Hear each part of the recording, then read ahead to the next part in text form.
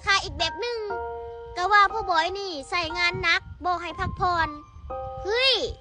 บ่ต้องตีราคามาฟังน้องอ่องเว้านี่พ่อบอยน่ะเราบ่เคยดอกบอกว่ามึงบ่ต้องพักเด้อมึงเฮ็ดบ่เราบ่เคยพ่อบอยเป็นคนที่แบบว่าพักก็ได้จะพักก็ได้ตามใจเฮ็ดเพียงน่ะมูเฮ็ดทุดๆอยู่ตัวสิไปนอนก็ได้ต้องเฮ็ดก็ได้แล้วแต่ใจแต่ว่านึงมันเป็นน้ำน้องอ่องเองที่แบบว่าบ่อยากพักผ่อนเป็นหยังน้องอ่องบ่เป็นคนใจดำว่าเห็นมูเฮ็ดแล้วตัวเองสิบ่เฮ็ดนำบ่นอกจากน้องอ่องเฮ็ดบ่ได้อีดีของนักอีดีน้องอ่องจังบ่เฮ็ด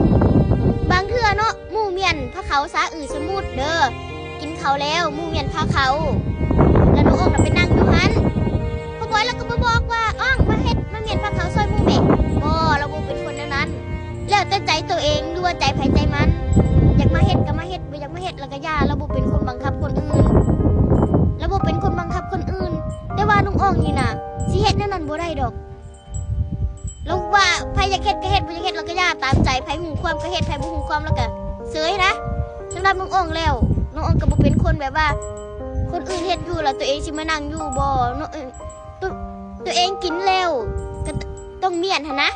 บ่แม่นว่าตัวเองกินแล้วบ่เมียนแบบนี้น้องอ่องบ่เคยเป็นเนาะ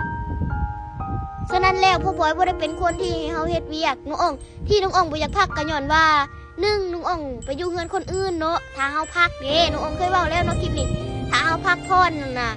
คนอื่นล่ะเฮ็ดเวียกทึนอยู่เฮาสิไปนอนสิเป็นไปบ่ได้น้องอ่องแบบว่าคันพ่อบอยพักน้องอ่องก็พักแต่ก็พักก็บ่ได้รับดอกกังวลใจอยู่ว่าหมู่สิเฮ็ดหยังหมู่สิเว้าหยังหมู่สิหยังน่ะน้องอ่องเป็นคนที่แบบอุ้ย